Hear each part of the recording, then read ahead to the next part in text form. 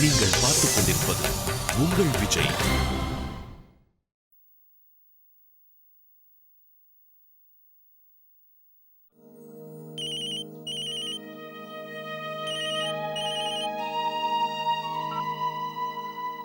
Hello.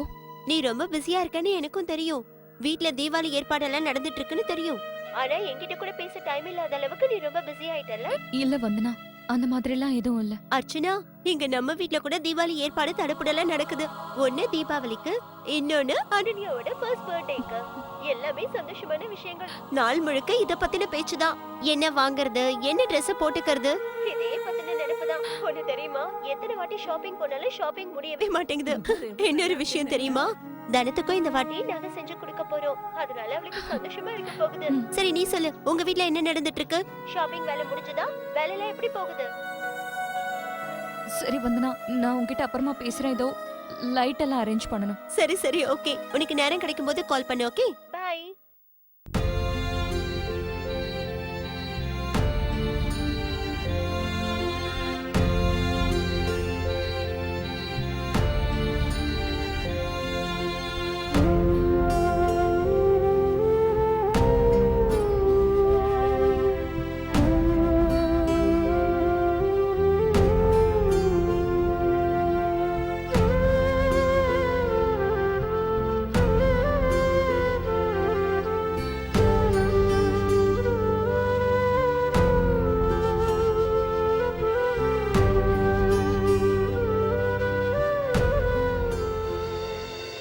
ராகுல், நீ படிக்கிறேன்னு எனக்கு தெரியும். அதனால உன்னை டிஸ்டர்ப் பண்றதும் சரியில்லை. ஆனா ஒரு 5 நிமிஷம் மட்டும் அனன்யாவை பாத்துக்குவியா? அது நான் மேல போய் துணி எடுத்துட்டு வரணும். நானா? just 5 minutes. அதுக்குள்ள நான் வந்துடுவேன்.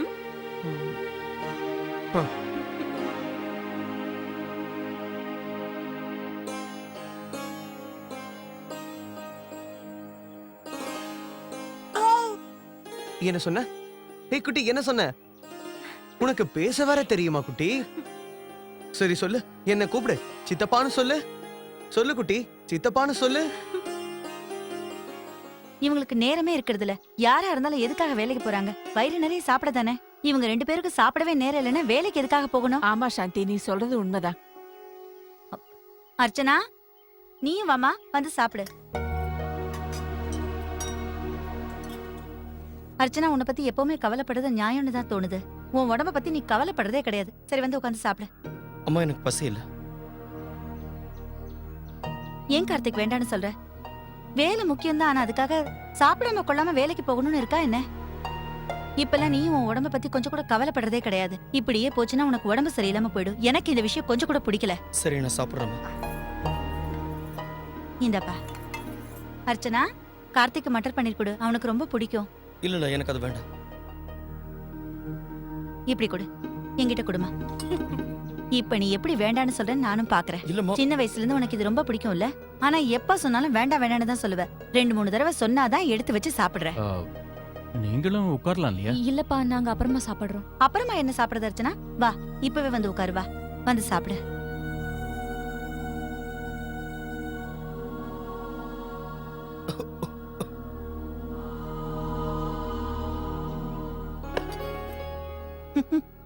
அம்மா, என்ன கார்த்திக் நீ? இந்தா. அம்மா, ஏன் இந்த மாதிரி செய்றீங்க? நான் என்ன சின்ன குழந்தையா என்ன? கார்த்திக், நீங்க நல்லா சாப்பிடணுங்கிறதுக்காக தான் அம்மா உங்களுக்கு ஊட்டி விடுறாங்க. ஒரு நாள் சாப்பிடலன்னா என்ன ஆக போகுது? எப்ப பார்த்தாலும் சாப்பிடு சாப்பிடுன்னு சொல்லிட்டு இருக்கீங்க.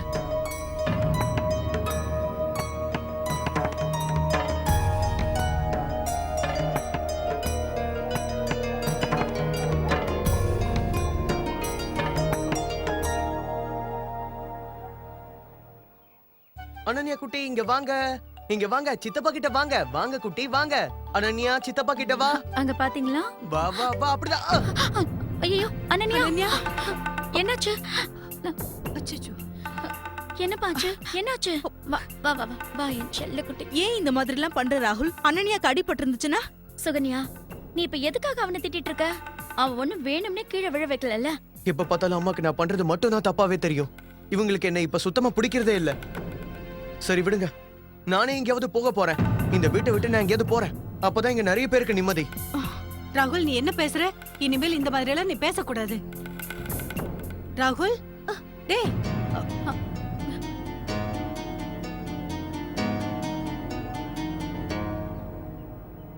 மேடம் எப்படி இருக்குன்னு பாருங்க. நல்லா இருக்கு. ஒரு நிமிஷம் இருங்க. நான் அம்மா இத பாருங்களேன், எப்படி இருக்கு? நல்லா இருக்கு அர்ச்சனா, அது அப்படியே இருக்கட்டும்.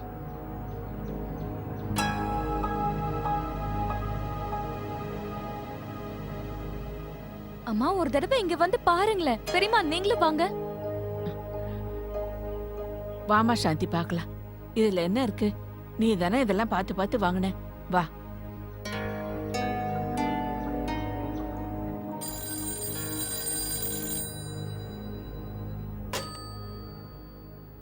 ஹலோ. ஹலோ, நான் சுபம் என்டர்பிரைசஸ்ல இருந்து பேசுறேன் மேடம்.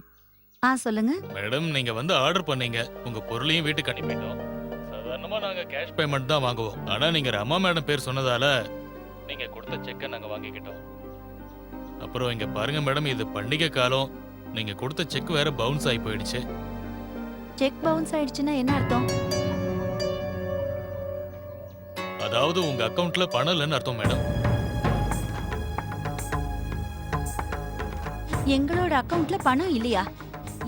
என்னங்க என்ன பேசுறீங்க நீங்க?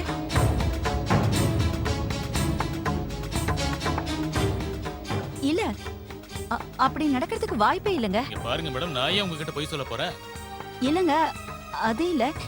நீங்க பொய் சொல்றீங்கன்னு சொல்லல. இப்ப நான் என்ன சொல்ல வரேன்னா, அந்த மாதிரி நடக்கிறதுக்கு வாய்ப்பு கிடையாது. எங்கேயோ ஏதோ தப்பு நடந்திருக்கு. நான் இன்னைக்கு சாயந்தரம் உங்க கடைக்கு வேற செக் கொடுத்து விடுறேங்க. தேங்க்யூ.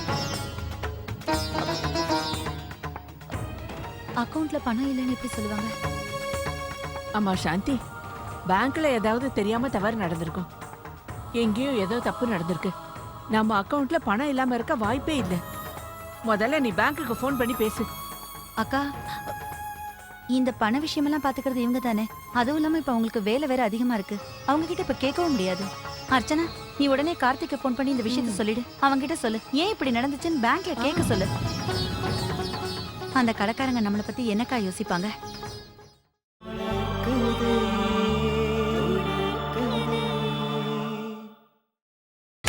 நீங்கள் பார்த்துக் கொண்டிருப்பது உங்கள் விஜய். ஃபோன் பண்ணி பேச அர்ச்சனா, நீ என்ன யோசிச்சுட்டு இருக்க? இது பண்றேன்.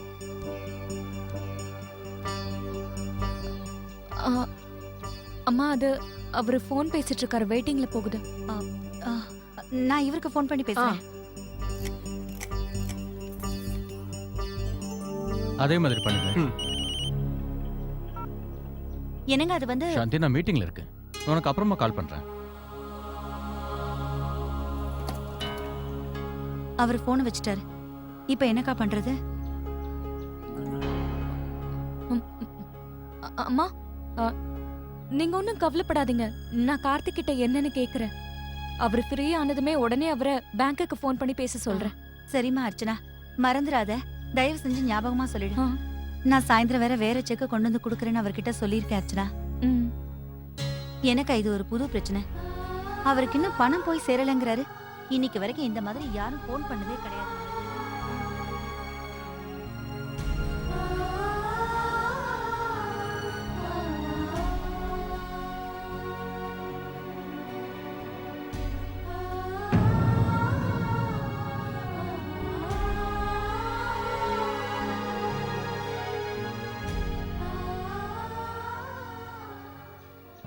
நான் தான் உங்ககிட்ட முதல்லயே சொல்லியிருந்தேன்ல, பெரிய ரிஸ்க் எல்லாம் எடுக்க வேண்டான்னு. ஆனா நீங்க அப்ப என் பேச்ச கேட்கவே இல்லை. இப்ப என்னோட பணத்தை நீங்க எப்படி கொடுக்க போறீங்க? நான் இங்க பாருங்க, எனக்கு கொஞ்சம் டைம் கொடுங்க. நான் ஏதாவது ஏற்பாடு பண்றேன். நீங்க என்ன செய்ய நினைக்கிறீங்களோ அதை தாராளமா செய்யுங்க. ஆனா எனக்கு தீபாவளிக்குள்ள என்னோட பணம் வந்தாகணும். அதை ஞாபகத்துல வச்சுக்கங்க.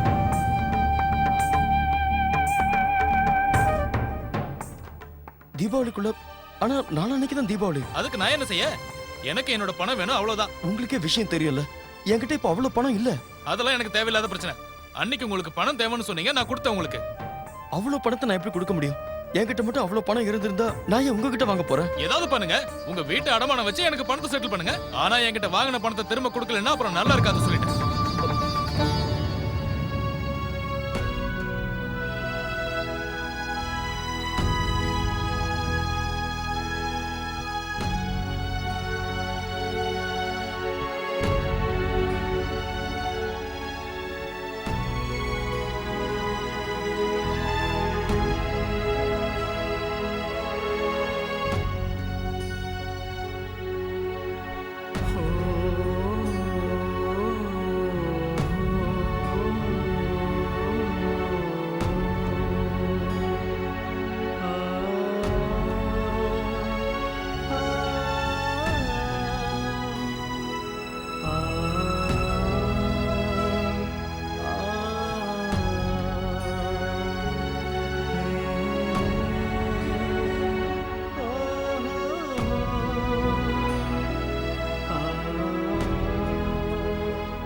உங்க வீட்டு அடமானம் வச்சு எனக்கு பணத்தை செட்டில் பண்ணுங்க. ஆனா என்கிட்ட வாங்கின பணத்தை திரும்ப கொடுக்கலன்னா அப்புறம் நல்லா இருக்காது சொல்லிட்டேன்.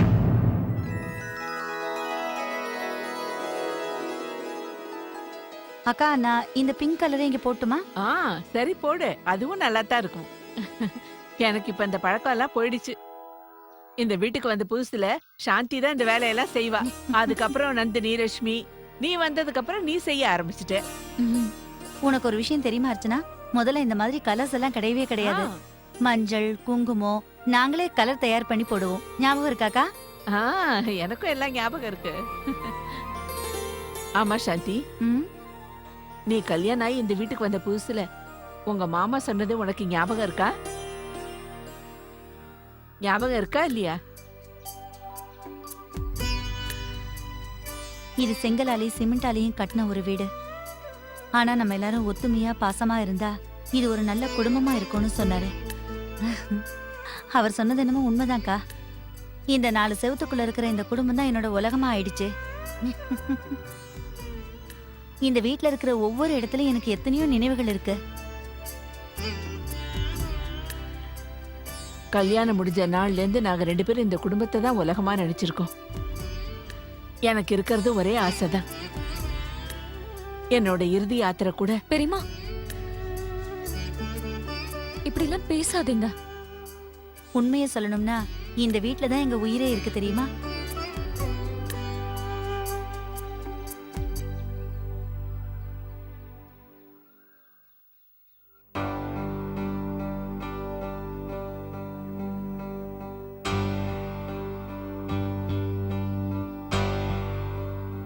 கார்த்திக்,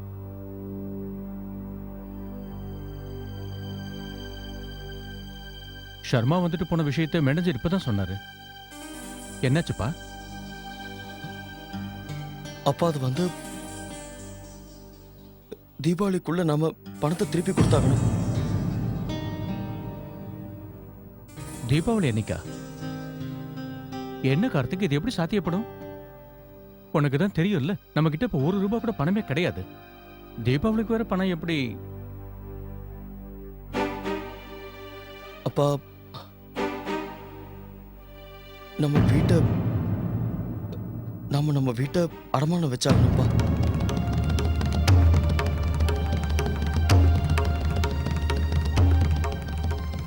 இத கொஞ்சம் பாருங்க. அம்மா சாந்தி, இது நம்ம லட்சுமிக்காக வாங்கலாம். இது அவளுக்கு ரொம்ப நல்லா இருக்கும். குந்தன் செட் அவளுக்கு ரொம்ப பிடிக்கும். நம்ம ஒண்ணு பண்ணலாம். இதே மாதிரி இருக்கிற செட் இன்னொன்னு கொடுங்க. எங்க 2 பொண்ணுங்களுக்கும் நாங்க ஒரே மாதிரி செட்டு தான் கொடுப்போம். ஆமாங்க, நகைக்கடைக்காரரு ஒவ்வொரு பீஸையும் தேடி தேடி அனுப்பி வச்சிருக்காரு. இது கூட அழகா இருக்கு. இதுவும் ரொம்ப அழகா இருக்கு. நம்ம நந்தினிக்கு இது ரொம்ப பொருத்தமா இருக்கும்ல? இத பாரு அர்ச்சனா.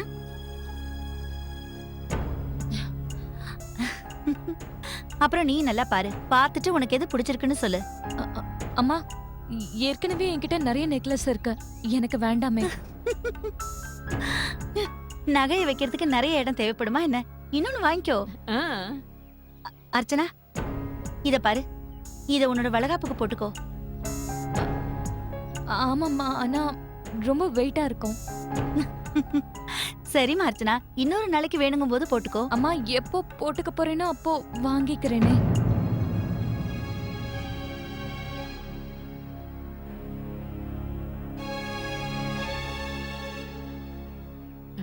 நீ வாங்கிக்கமா அர்ச்சனா. சாந்தி தான் இந்த செட்டு உனக்கு நல்லா இருக்கும்னு சொல்றால. இல்ல பெரியம்மா, அது இப்ப எனக்கு வாங்கணும் போல தோணல. இப்ப விட்டுடலாமே. அர்ச்சனா, ஏதாவது வாங்கிக்கோ. எல்லாருக்காகவும் நாங்க நகை வாங்குறோம்ல. நீ எதுவும் வாங்கிக்கலன்னா எங்களுக்கு மட்டும் எப்படி வாங்கிக்க பிடிக்கும்? நீ வாங்கலன்னா நாங்க மட்டும் எப்படிமா வாங்கிக்கிறது? அப்படின்னா சரிம்மா. அது அந்த பெண்டன் செட் இருக்குல்ல, அத கொடுத்துடுங்க. இந்தாங்க.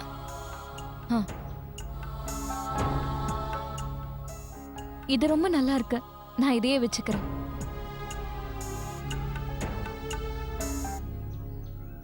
அதோட கடையில இருந்து இந்த வெள்ளி காயணியா அனுப்பிச்சிருக்காங்க.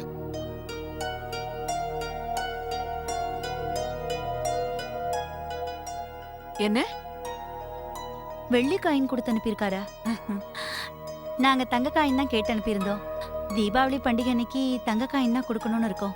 வெள்ளி காயின்லாம் கொடுத்தா அவ்வளவு நல்லா இருக்காதுங்க. ஆனா கார்த்திக் சார் ஃபோன் பண்ணி வெள்ளி காயின் தானே வேணும்னு சொன்னாரு.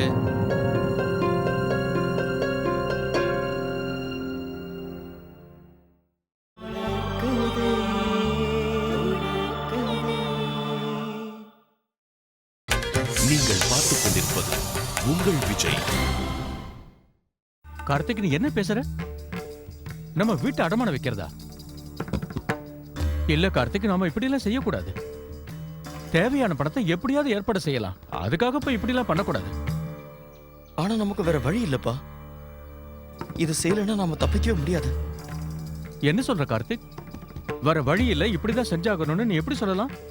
இந்த விஷயத்துல நாம இதுவரைக்கும் எந்த ஒரு முயற்சி எடுக்கலையே. அப்பா, நான் நல்லா யோசிச்சிட்டேன். முடிஞ்ச அளவுக்கு முயற்சியும் பண்ணி பார்த்துட்டேன். இதை விட்டா நமக்கு வேற வழியே இல்லப்பா.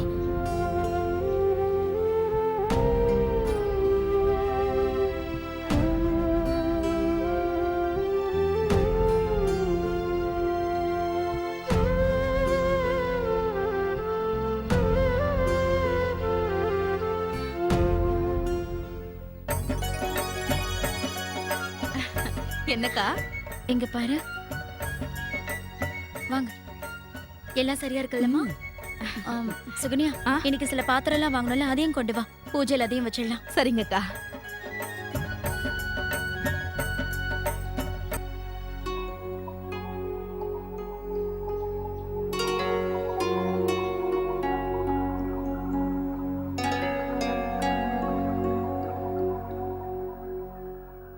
வாவ் ராகுல், இந்த ட்ரெஸ்ல ரொம்ப ஹேண்ட்ஸமா இருக்க. இந்த குர்தா உனக்கு ரொம்ப சூப்பரா இருக்கு.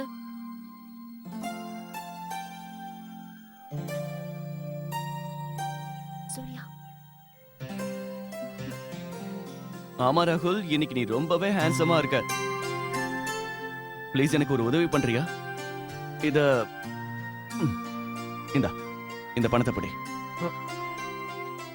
இப்பல இருந்து தீபாவளி வரைக்கும் வீட்ல என்ன நடந்தாலும் சரி, அதுக்கான கணக்கு வழக்கை எல்லாம் நீ தான் பாத்துக்கணும். அண்ணா இத பாருங்க, நான் எப்படி இதெல்லாம்? ஆமா, நீ தான் பாத்துக்கணும். எல்லா கணக்கு வழக்கையும் கரெக்டா மெயின்டைன் பண்ணு. தீபாவளிக்கு அப்புறம் நான் உன்கிட்ட கேட்பேன். ஓகே? ஆமா, நீங்க என்ன வாங்குறதா இருந்தாலும் சரி, யாருக்கு பணம் கொடுக்கறதா இருந்தாலும் சரி, ராகுல் கிட்ட சொல்லுங்க. பரவாயில்லையே, இப்ப நீ ஃபைனான்ஸ் மினிஸ்டர் ஆயிட்டியா? அந்த செலவு பண்ணக்கூடாது, இது பண்ணக்கூடாதுன்னு சொல்ல மாட்டல்ல? இதுவும் நல்லதான். சூர்யா, உனக்கும் கொஞ்சம் உதவியா இருக்கும், ராகுலுக்கும் டென்ஷன் இல்லாம இருக்கும். இந்த வேலையை மட்டும் ராகுல் கரெக்டா செஞ்சுட்டான்னா நான் அவனுக்கு MP3 பிளேயர் வாங்கி தந்துருவேன்.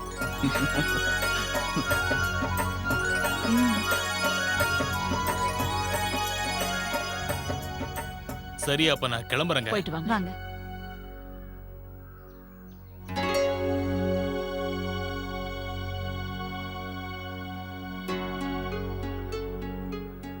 அர்ச்சனா, இந்த காயின் விஷயம் உனக்கு முதலே தெரியுமா?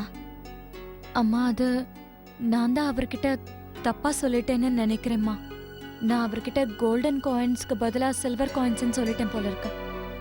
எப்படி இந்த மாதிரி இவ்வளவு பெரிய தப்ப செஞ்ச அர்ச்சனா? எங்க 2 பேருக்கு அப்புறம் நீ தானே இது எல்லாத்தையும் பாத்துக்கணும்.